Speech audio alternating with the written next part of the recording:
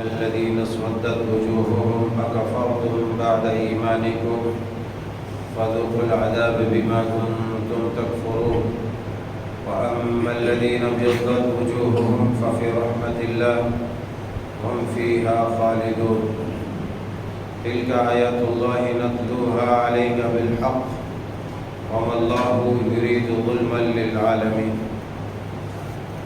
سبحانك لا علم لنا إلا ما علمتنا إنك أنت العليم الحكيم رب اشرح لي صدري ويسر لي أمري واحلل عقدة من لساني يفقهوا قولي اللهم رب زدني علما ربنا يسر ولا تعسر وتمم بالخير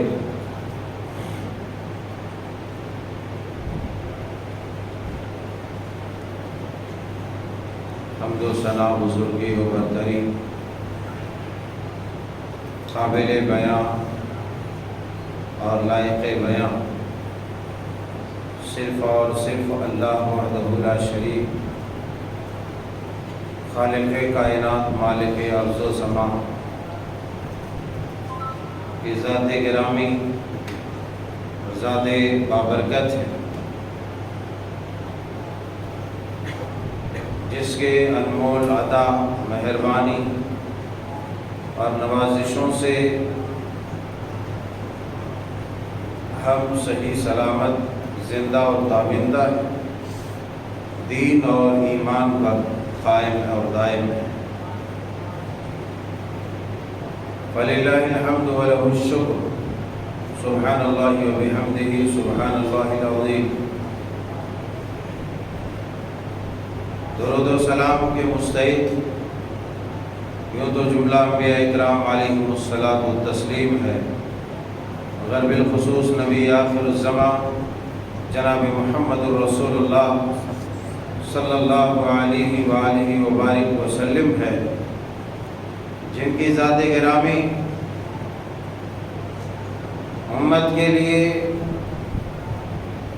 عظیم نعمت اور رب تعالیٰ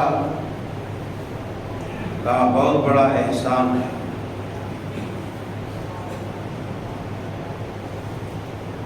احباب گرامی، بزرگان کرام، نوجوانان قوم ملت، خواتین ملت اسلامیہ، آج کے اس خطبے میں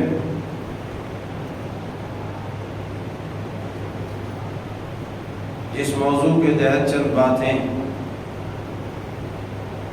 کرنے کی کوشش کی جا رہی ہے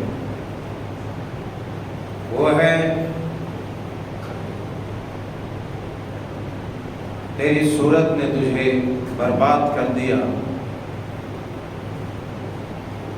تیرے حسن نے تجھے تباہ کر دیا۔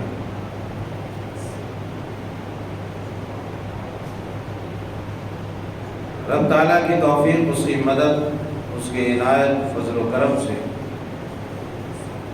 انشاءاللہ چند باتیں آپ کے گوش گزار کی جائیں گی، واللہ المستعان۔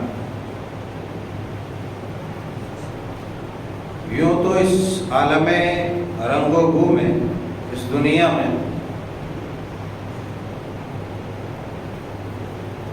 جہاں پر کھیل کود، تماشا، ہنر، علوم و فنون کا مقابلہ اور کمپٹیشن ہے، وہاں پر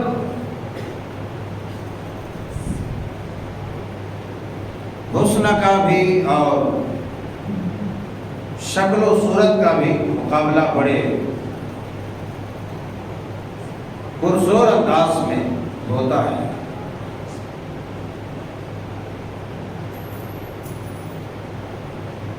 اور وہ اس لیے ہوتا ہے کہ اللہ تبارک و تعالیٰ نے جمیع مخلوق، جمیع انسان کو حسن اس کی فطرت کے اندر ودیت کر دیا ہے۔ حسن انسان کے فطرت کے اندر ڈال دیا ہے۔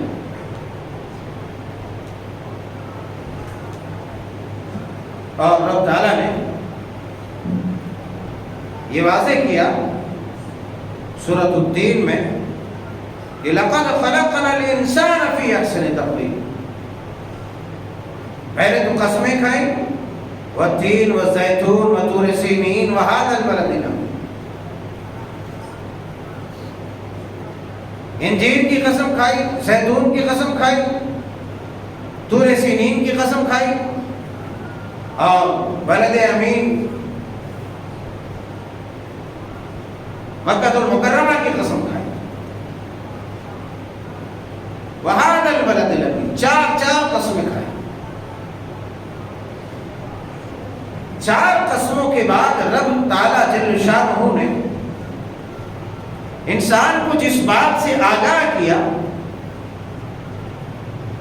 وہ انسان کی صورت، شکل و شباہت، اس کے حسن کا تذکرہ کیا. لقد خلقنا الانسان فی احسن تقویم، کہ ہم نے یقیناً انسان کو بڑی ہی عمدہ اور بہت ہی پرکشش اور بہت ہی بہترین سانچے میں ڈھالا، بہت ہی خوبصورت اور منظم سانچے میں ڈھالا. ہر انسان کو خوبصورت بنایا. لقد خلقنا الانسان فی احسن تقویم.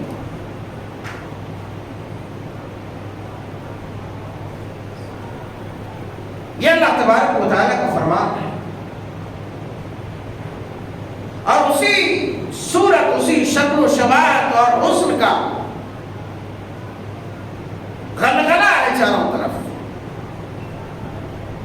کہ ہر آدمی باطن چاہے کچھ بھی ہو، کفر و ضلالت، گمراہی، فسق و فجور، نفاق اور دنیا بھر کے جتنی بھی گندگیاں ہو سکتی ہے چاہے اس کے اندر موجود ہو، مگر وہ خوبصورت بننے کی کوشش کرتا ہے.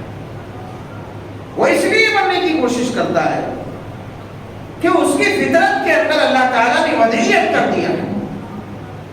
انسان کی فطرت میں یہ ہے کہ وہ خوبصورت ترین بنے، اور اللہ بھی یہی چاہتا ہے. ایسا نہیں ہے کہ انسان کو اللہ تعالیٰ نے خوبصورت بنایا. ظاہر سی بات ہے جب بنایا ہے تو اللہ تعالیٰ تو چاہے گا تبھی بنایا ہے. اللہ تعالیٰ چاہے گا تبھی تو بنایا ہے.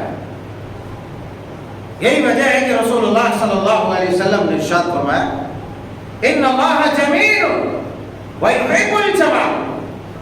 اللہ تبارک و تعالیٰ خود خوبصورت ہے. اللہ خوبصورت ہے اور وہ خوبصورتی کو پسند کرتا ہے. یہی وجہ ہے فرمایا لقد خلقنا الانسان فی احسن تقویم. دنیا کائنات کے تمام مخلوقات میں ہر اعتبار سے ممتاز بنا کر کے، الگ بنا کر کے، حسن و جمال میں الگ بنا کر کے، ناز نخرے میں الگ بنا کر کے، انداز و اطوار میں الگ بنا کر کے بتلا دیا کہ ہم نے تمہیں دنیا کائنات کی تمام مخلوقات پر فوقیت عطا کی ہے. مگر فوقیت و برتری تب تمہیں حاصل ہوگی کہ جب تم آمنوا وعملوا الصالحات کے مصداق ہو گئے. فرمایا لقد خلقنا الانسان فی احسن تقویم ثم رددناہ اسفل سافلین. انسان کو اتنا اونچا کر دیا ہر اعتبار سے، مگر اس کے بعد انسان کیا کر رہا ہے؟ اپنی بے عملی کی وجہ سے، بدعمالی کی وجہ سے، بد اخلاقی کی وجہ سے، فسق و فجور کی وجہ سے انسان بڑی ہی گہری کھائی میں گر جاتا ہے. اتنے اونچے منصب پر رب تعالیٰ حق جل شانہ نے اسے فائز کیا، مگر اپنی بدعمالیوں کی بنا پر انسان کیا کرتا ہے؟ ایک دم گہرائی میں گر جاتا ہے. ثم رددناہ اسفل سافلین، سب سے نیچے چلا جاتا ہے، سوائے ان لوگوں کے جو اپنے حسن کو، اپنی خوبصورتی کو، اپنی فطرت کو، اپنے وقار کو بچا کے رکھتا ہے. وہ کون ہے بچانے والا؟ الا الذین آمنوا وعملوا الصالحات. وہ لوگ جنہوں نے ایمان لایا اور نیک اعمال کیا. ایمان لانے کے ساتھ ساتھ عمل صالح کیا. الا الذین آمنوا وعملوا الصالحات، نیک اعمال کیا، ایسے لوگ ہیں جنہوں نے اپنے حسن کو برقرار رکھا۔ گرچہ دنیا کے مقابلہ حسن میں، دنیا کے کمپٹیشن میں، دنیا کے مسابقے میں وہ پیچھے ہٹ جائے، لیکن رب تعالیٰ جل شانہ کہ یہاں اس کا مرتبہ، اس کا درجہ انتہائی بلند ہوگا۔ فرمایا کہ ان کے لیے باغات ہیں، جنات ہیں، اور ایسا اجر، ایسا بدلہ ہے جو غیر ممنون ہے، کبھی نہ ختم ہونے والا، کبھی نہ ختم ہونے والا۔ اب کبھی نہ ختم ہونے والا انسان، اسے ایسا اجر ملے گا تو اسے آسائشیں ملیں گی، اللہ تبارک و تعالیٰ اسے دنیا کی چمک دمک اس کے بالمقابل کچھ بھی نہیں، جنت کا حسن، جنت کی چمک دمک اور وہاں کی نعمتیں، وہاں کی آرائشیں اسے دے گا، وہاں کی نعمتوں سے اسے ہمکنار کرے گا، مگر کب؟ جب الا الذین آمنوا وعملوا الصالحات فلہم اجر غیر ممنون، جب وہ عمل صالح کرے گا۔ آج انسان مقابلہ تو کر رہا ہے، دنیا کے ہر فنون میں مقابلہ کر رہا ہے، ہر علوم میں مقابلہ کر رہا ہے، مگر اگر پیچھے ہے تو عمل صالح کے اعتبار سے پیچھے، عمل صالح کے اعتبار سے۔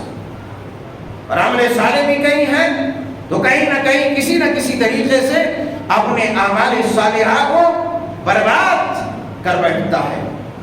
کس طریقے سے برباد کرتا ہے؟ کس انداز میں برباد کرتا ہے؟ اس انداز میں برباد کرتا ہے، کہیں نہ کہیں اس کا ناجائز پرچار کر کے، کہیں نہ کہیں ریا و نمود میں مبتلا ہو کر کے، کہیں نہ کہیں فخر و غرور اور نخوت میں مبتلا ہو کے، کہیں نہ کہیں تکبر میں مبتلا ہو کے۔ مگر رب تعالیٰ کے مومنین صالحین بندے اپنے اعمال کی حفاظت کرتا ہے، اپنے اعمال کی حفاظت کرتا ہے۔ کیوں؟ اس لیے کہ جو اعمال کی حفاظت نہیں کر سکتا، بدعمالیوں کا شکار ہوتا ہے، اعمال کرنے کے بعد اسے تباہ کرتا ہے، فسق و فجور میں مبتلا ہوتا ہے، بدعت و خرافات میں مبتلا ہوتا ہے، رب تعالیٰ حق جل شانہ سبحانہ وتعالیٰ نے بیان فرمایا یوم تبیض وجوہ وتسود وجوہ فاما الذین اسودت وجوہہم اکفرتم بعد ایمانکم فذوقوا العذاب بما کنتم تکفرون، کہ اس دن بہت سارے چہرے کالے ہوں گے، سیاہ ہوں گے، اور بہت سارے چہرے چمکدار ہوں گے، بارونق ہوں گے، خوبصورت ہوں گے۔ یوم تبیض وجوہ وتسود وجوہ فاما الذین اسودت وجوہہم اکفرتم بعد ایمانکم۔ بہرحال جس آدمی کا چہرہ سیاہ ہوگا، جس آدمی کا چہرہ بگڑا ہوا ہوگا، اور چہرہ کس کا بگڑا ہوا ہوگا؟ چہرہ اس کا بگڑا ہوا ہوگا جو فسق و فجور میں دن رات مبتلا ہوتا ہے، چہرہ اس کا کالا ہوگا جو اللہ کی نافرمانیوں میں شب و روز گزارتا ہے، چہرہ اس کا بھیانک ہوگا جو اللہ تبارک و تعالیٰ کے ساتھ معصیات کرتا ہے، معصیات کا ارتکاب کرتا ہے۔ فَلَمَّا رَأَوْهُ زُلْفَةً سِیئَتْ وُجُوهُ الَّذِینَ كَفَرُوا وَقِیلَ هَٰذَا الَّذِی كُنتُم بِهِ تَدَّعُونَ۔ بس جب یہ فساق فجار کفار دیکھیں گے، اسے قیامت کے ہولناکیاں، قیامت کے شدائد کو دیکھیں گے، اللہ کے عذاب کو دیکھیں گے۔ فَلَمَّا رَأَوْهُ زُلْفَةً سِیئَتْ وُجُوهُ الَّذِینَ كَفَرُوا، وہ لوگ جو اللہ کے انکاری تھے، اللہ کے احکامات کے انکاری تھے، اللہ کی تعلیمات کے انکاری تھے، اللہ کے احکامات اور آیات کے ساتھ کفر کرتے تھے، ان لوگوں کے چہرے سیاہ ہو جائیں گے۔ سِیئَتْ وُجُوهُ الَّذِینَ كَفَرُوا، جب سیاہ ہو جائیں گے تو ان تمام بدماشوں کو کہا جائے گا وَقِیلَ هَٰذَا الَّذِی كُنتُم بِهِ تَدَّعُونَ، ان سے کہا جائے گا یہ دیکھو یہی وہ چیز ہے جس کا تم انکار کرتے تھے، جس کے طرف تمہیں بلایا جاتا تھا، جس سے ڈرایا جاتا تھا، اور جسے تم پکارتے تھے کہ لے آؤ کہاں ہے قیامت، لے آؤ کہاں ہے عذاب، لے آؤ کہاں ہے مال، لے آؤ کہاں ہے فٹکار۔ رب تعالیٰ بروز محشر ان لوگوں کی اذیتوں میں مزید اضافہ کرنے کے لیے، درد و کرب میں اضافہ کرنے کے لیے، دکھ میں اضافہ کرنے کے لیے کہے گا وقیل ھذا الذی کنتم بہ تدعون، یہی ہے وہ جس کا تم مطالبہ کرتے تھے، یہی ہے وہ جس کو تم پکارتے تھے، یہی وہ وعدہ ہے جسے تم سے کیا جاتا تھا مگر تم ٹھکرایا کرتے تھے اور مذاق اڑایا کرتے تھے کہ لے آؤ، وہ وعدہ کہاں ہے۔ بہت سارے چہرے اس دن بدرونق ہوں گے، سیاہ ہوں گے، کیونکہ مجرموں کے چہرے دنیا میں بھی سیاہ، آخرت میں بھی سیاہ ہوتے ہیں۔ یوم تبیض وجوہ وتسود وجوہ فاما الذین اسودت وجوہہم اکفرتم بعد ایمانکم، ان سے کہا جائے گا کہ تم نے ایمان کے بعد جو کفر اختیار کیا تو فذوقوا العذاب بما کنتم تکفرون، چکھو اس عذاب کا مزہ چکھو، یہ کتنا ٹیسٹی ہے، کتنا مزیدار ہے، اس کی لذت کیسی ہے، اس آگ سے، اس عذاب سے لطف اندوز ہو۔ بھلا کون ہے وہ بدنصیب شخص جو اللہ تبارک و تعالیٰ کی اس مار، اس آگ کو برداشت کر سکے؟ مگر جلنا ہی جلنا ہے، بھوننا ہی بھوننا ہے، اس لیے کہ اس دنیا میں جو دار الامتحان تھا، جو دار الاختبار اور یہ جو آزمائشوں کی آماجگاہ تھی، انہیں یہاں عمل کے لیے بھیجا گیا تھا مگر انہوں نے منہ موڑا اور پیٹ پھیرا۔ فذوقوا العذاب بما کنتم تکفرون، وہی بہت سارے چہرے ایسے ہوں گے جو چمکتے ہوں گے، جس میں بشاشت ہوگی، نورانیت ہوگی اور خوبصورت ہوگی، خوبصورت شکل و شباہت والا انسان بھی ہوگا۔ ان کو یہ نہیں کہا جائے گا فذوقوا العذاب بما کنتم تکفرون، یہ نہیں کہا جائے گا، بلکہ ان کا حال یہ ہوگا وَأَمَّا الَّذِينَ ابْيَضَّتْ وُجُوهُهُمْ فَفِي رَحْمَةِ اللَّهِ هُمْ فِيهَا خَالِدُونَ، ان کا حال تو یہ ہوگا کہ ان کے چہرے میں چمک، دمک، رونق، بشاشت اور رمق ہوگی، ان کے چہرے خوبصورت ہوں گے۔ اللہ اکبر، اللہ اکبر، اور وہ اللہ تبارک و تعالیٰ کی رحمتوں میں ہوں گے، اور اللہ کی رحمت میں وہ ہمیشہ ہمیشہ ہوں گے۔ اس آیت کریمہ کی تفسیر میں حضرت عبداللہ ابن عباس مشہور مفسر قرآن حبر الامہ بیان فرماتے ہیں کہ اللہ تبارک و تعالیٰ یہاں پر ان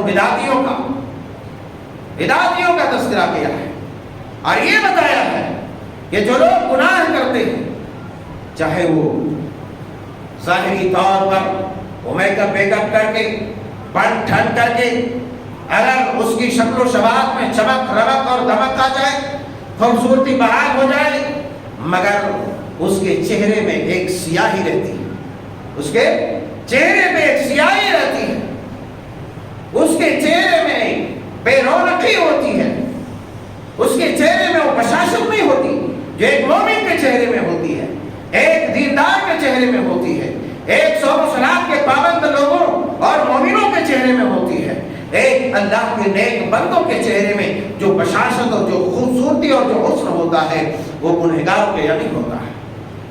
اور دیکھنے والی آنکھیں دیکھتی ہیں کہ جو انسان گناہوں میں مبتلا ہوتا ہے، جو انسان گناہوں میں مبتلا ہوتا ہے، چاہے وہ انگریزوں کی طرح چکنے چپڑے رہے، گورے چٹھے رہے، گوری چمڑی والا رہے، مگر اس کی شکل اور اس کی صورت میں ایک کالا، ایک پتلی سیاہی رہتی ہے جو دیکھنے والی آنکھ اسے محسوس کر لیتی ہے کہ اس کے اندر کہیں نہ کہیں اس کے گناہوں کی نحوست، ٹپک اور جھلک رہی ہے۔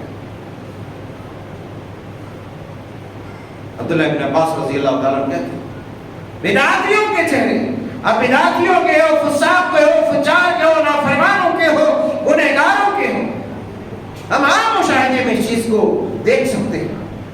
اور اگر وہی دیندار ہے، وہی اللہ کا وفادار بندہ ہے، قرآن و سنت کا حامل و عامل ہے، تو پھر ایسی صورت میں چاہے وہ کوئلے کی طرح کالا ہو، کوئلے کی طرح کالا ہو، اس کی شان، اس کی عظمت، اس کی رفعت، اس کے تقدس کے چرچے آسمان پر ہوتے ہیں۔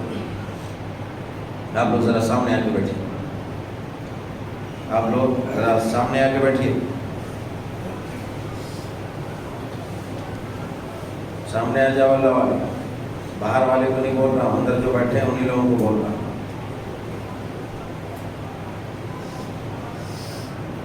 تو میں یہ کر رہا تھا کہ نیکیوں کی برکت یہ ہے کہ ایک انسان اگر کالا کلوٹا کوئلے کی طرح ہو پھر بھی اللہ تبارک و تعالیٰ اس کی صورت میں اس کے چہرے میں ایک ایسی بشاشت رکھتا ہے کہ دیکھنے والا بڑا مطمئن ہوتا ہے، دیکھنے والا بڑا مطمئن ہوتا ہے۔ اور اللہ تبارک و تعالیٰ کے یہاں اس کے رتبے اور اس کے مرتبے کے چرچے ہوتے ہیں۔ اور میں یہ کوئی بے دلیل بات نہیں کر رہا، میں کوئی بے دلیل بات نہیں کر رہا، میں دلیل سے بات کر رہا ہوں۔ آپ پہلے صحیح مسلم شریف کتاب البر والصلہ کی حدیث مبارکہ آپ اٹھائیں، حضرت ابو ہریرہ رضی اللہ تعالیٰ عنہ بیان فرماتے ہیں، صحیح مسلم شریف کتاب البر والصلہ کی حدیث، حضرت ابو ہریرہ رضی اللہ تعالیٰ عنہ بیان فرماتے ہیں کہ ان اللہ کے رسول صلی اللہ علیہ وسلم نے فرمایا ان اللہ لا ينظر الى اجسادکم وصورکم وفي رواية أخرى وفي أموالكم ولكن ينظر إلى قلوبكم وأعمالكم۔ اللہ اکبر، یہ بہت ہی عظیم بات بیان فرمائی، بہت بڑی بات ہے۔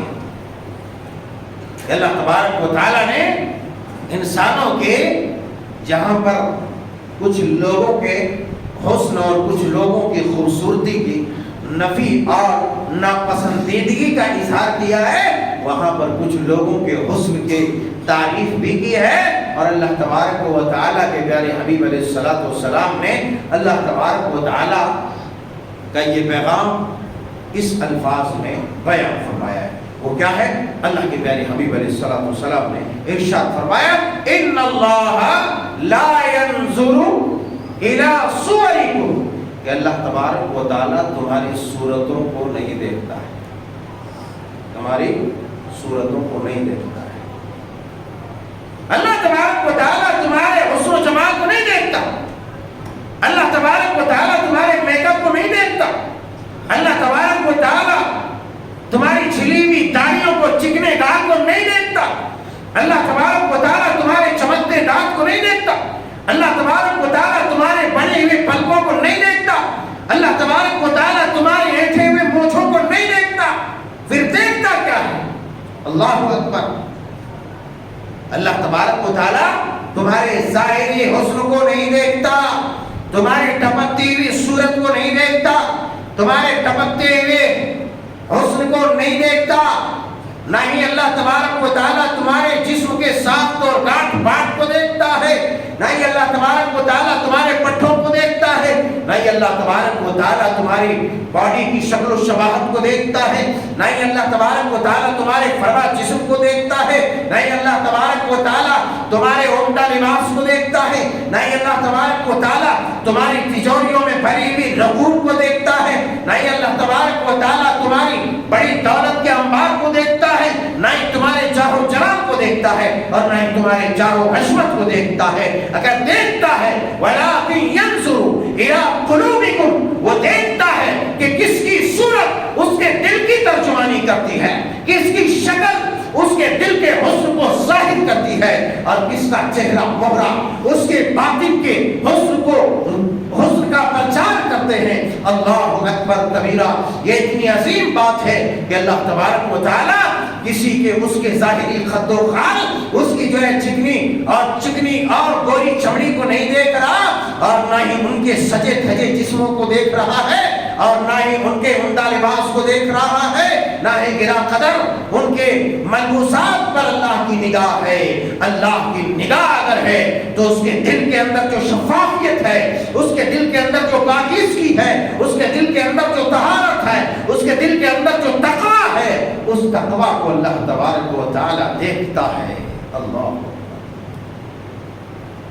اس بندے کے اعمال کو دیکھتا ہے کہ دن و رات میں کتنے سجدے کرنے والے ہیں، یہ دن و رات میں وضو کے ذریعے سے اپنے چہروں کا میک اپ کتنے بار کرتا ہے، اپنے چہروں کی چاندنی میں اضافہ کتنے بار کرتا ہے، کتنے بار وضو کرتا ہے، اپنے ظاہری اور باطنی گناہوں سے اپنے آپ کو پاک کرتا ہے، کتنے بار تسبیحات پڑھتا ہے، کتنے بار تکبیرات پڑھتا ہے، کتنے بار تحلیلات کرتا ہے، کتنے بار نمازیں پڑھتا ہے، کتنے بار تلاوتیں کرتا ہے، کتنا صدقہ و خیرات کرتا ہے، کتنی ہمدردیاں کرتا ہے اور کتنی وفاداریاں کرتا ہے۔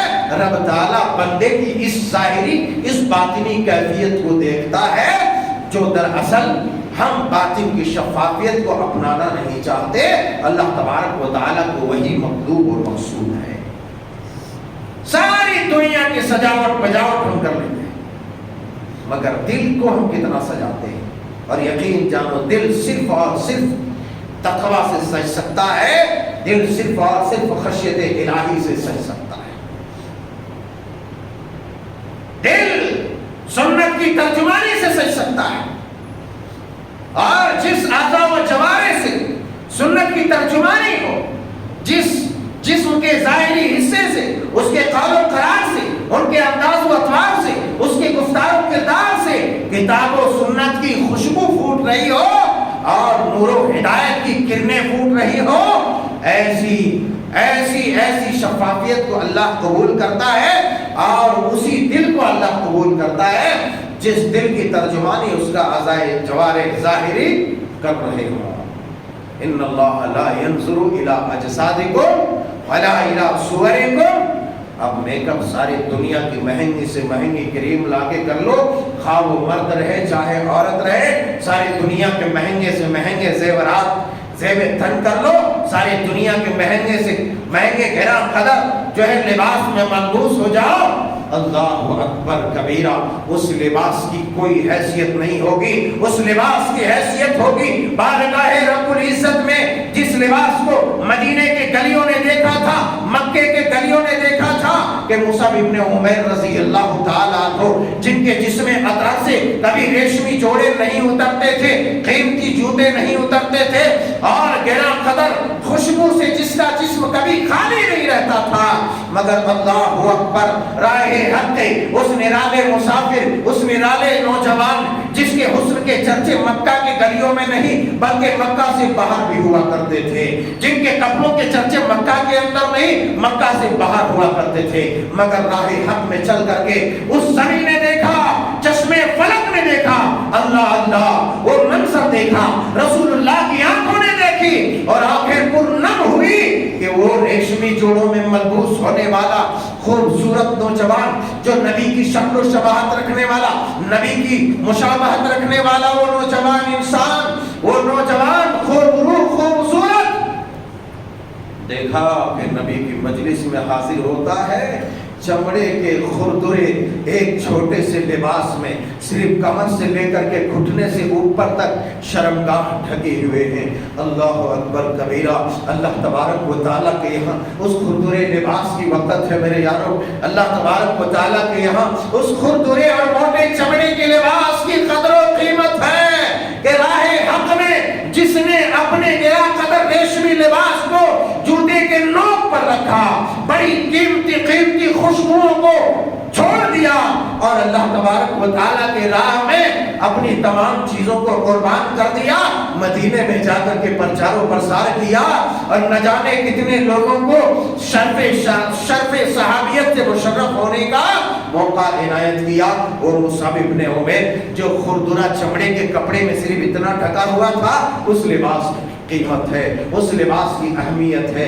اگر ایسا لباس کوئی لے کے آتا ہے اور دل میں تقویٰ، خشیت الہی اور اعضاء و جوارح سے سنت کی ترجمانی لے کے آتا ہے، تو اللہ تبارک و تعالیٰ اس کی قدردانی کرتا ہے، اس کی تعریف کرتا ہے، فرشتوں کے جلوں میں اس کی تعریفیں کرتا ہے اور اس کو سراہتا ہے۔ مگر اگر صرف حسن کی بات رہتی تھی نا کہ اللہ حسن کو دیکھتا تھا نا، تو ابو لہب اور ابو جہل کبھی بھی جہنم میں نہیں جاتا۔ ابو لہب اور ابو جہل کبھی بھی جہنم میں نہیں جاتا، اور بلال اور جلیبیب کبھی بھی جنت میں نہیں جاتا، اور دیگر حبشی صحابہ کبھی بھی جنت میں نہیں جاتا، کیونکہ وہ کالے کلوٹے تھے۔ مگر دیکھا دنیا نے کہ رب کے احکامات سے بغاوت کیا، جسے دنیا شعلہ کہتی تھی، اس کے حسن کی وجہ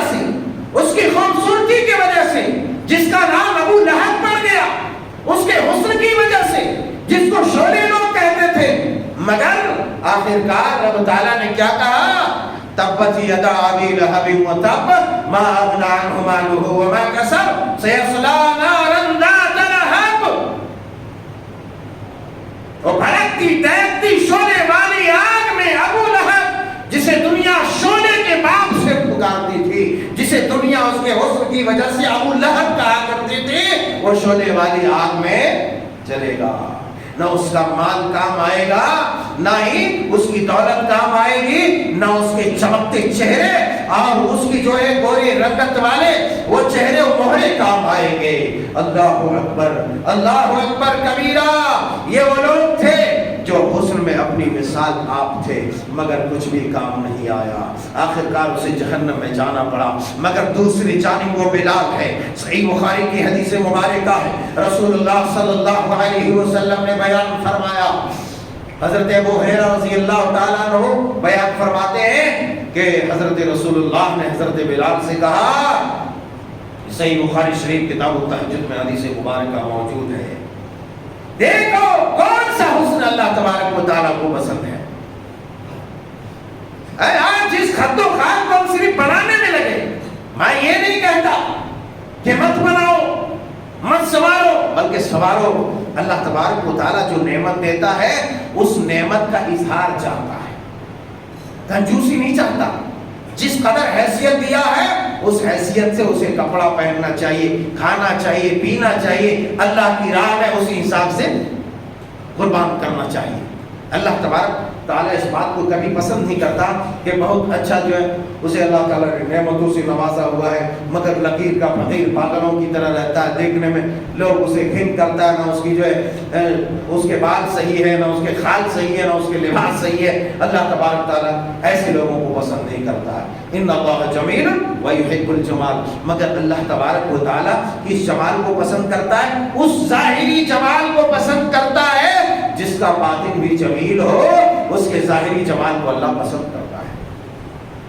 حضرت بلال کالے کلوٹے تھے، حضرت جلیبیب کالے کلوٹے تھے، مگر اللہ تبارک و تعالیٰ کو ان کی ایسی ادا پسند آئی کہ وہ جلیبیب جو کوئلے سے بھی زیادہ کالے تھے.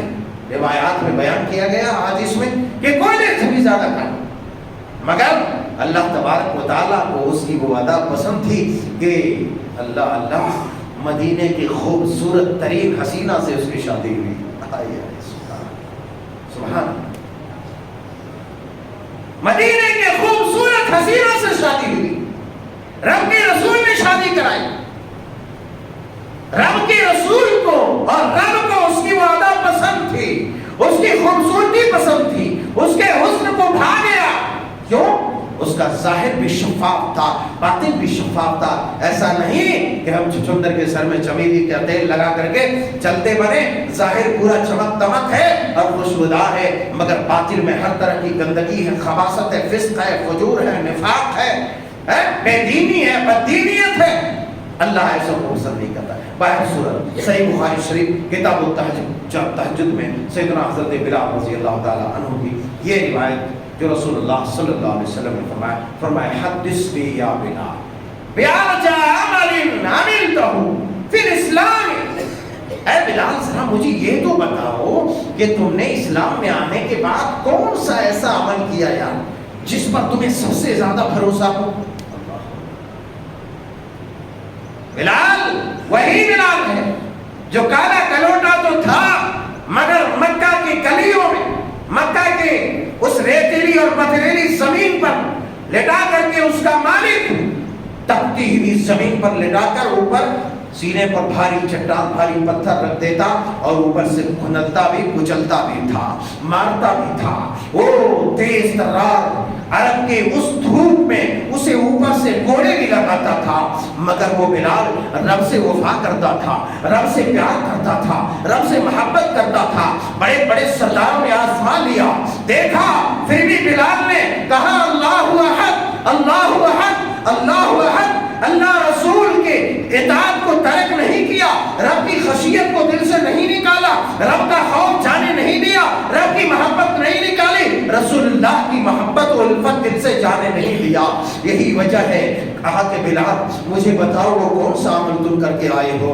اللہ اللہ جس پر تمہیں سب سے زیادہ بھروسہ ہے. کہا یا رسول اللہ بات کیا ہے؟ کہا فإنی سمعت دفن علیک بین یدی فی الجنہ. اے بلال میں نے جنت میں اپنے آگے آگے تیرے جوتیوں کی آہٹ کو سنا ہے. اللہ اکبر اللہ اکبر. وہ کالا کلوٹا بلال آئے آئے. آج اگر تھوڑی سی چمڑی گوری ہے تو اس کا ایک اپنا ہی انداز ہے, اپنا ہی ادا ہے, دوسری کوئی انسان ہی نہیں سمجھ رہا. تھوڑا کوئی کالا کلوٹا ہے, سانولا ہے, اللہ اللہ اسے تو انسان نہیں سمجھ رہا. ارے دیکھو بناؤ اپنے آپ کو اس لائق.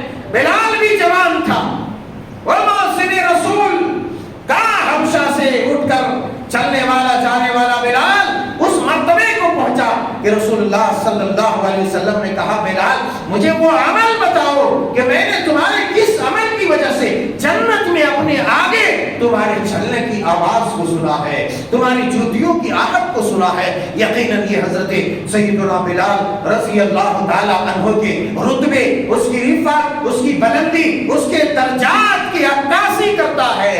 فرمایا کہ میں نے اپنے آگے جنت میں تیری جوتی کی آواز کو سنا ہے, مجھے بتاؤ تو صحیح وہ کون سا عمل ہے. کہا یا رسول اللہ میں نے تو کوئی ایسا عمل نہیں کیا مگر من انی لم اتطہر طہورا, مگر میں نے فی ساعت من لیل او نہار کہ جب بھی میں نے کبھی غسل کیا دن یا رات کے کسی حصے میں, جب بھی میں نے کبھی وضو کیا, وضو کرتے ہوئے ہمیں ایسا لگتا ہے کہ پانی کاٹ کھا رہا ہے تو ہم نماز کہاں سے پڑھیں گے. ارے اس رتبے کو کیسے پہنچ سکتے ہو؟ آج بھی پہنچ سکتے ہو, آج بھی اللہ تبارک و تعالیٰ کے اپنا مقام پیدا کر سکتے ہو کہ بلال کی اس روش کو اپنا.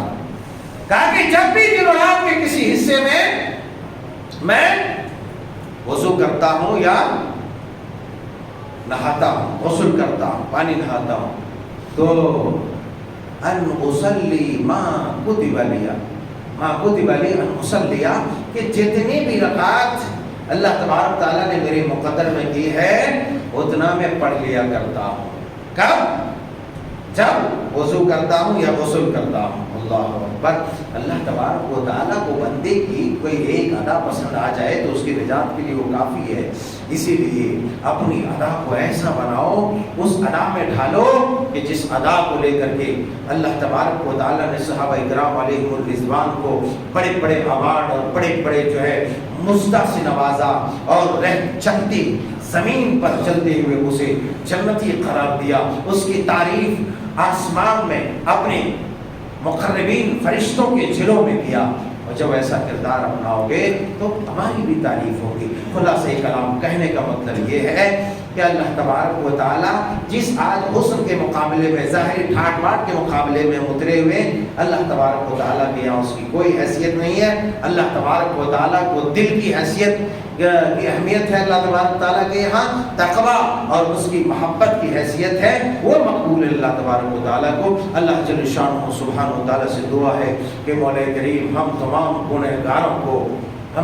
گنہگاروں کو پروردگار, ہم تیرے در کے مجرم ہیں مگر بھکاری ہیں پروردگار تیرے در کے, تو ہمیں معاف فرما اور کتاب و سنت کا حقیقی عامل اور حامل بنا. صحابہ کرام علیہم الرضوان کے روش اور طرز زندگی کو اپنانے کی توفیق عطا فرما. ہماری ٹوٹی پھوٹی نیکیوں کو قبول فرما. آمین. تقبل یا رب العالمین.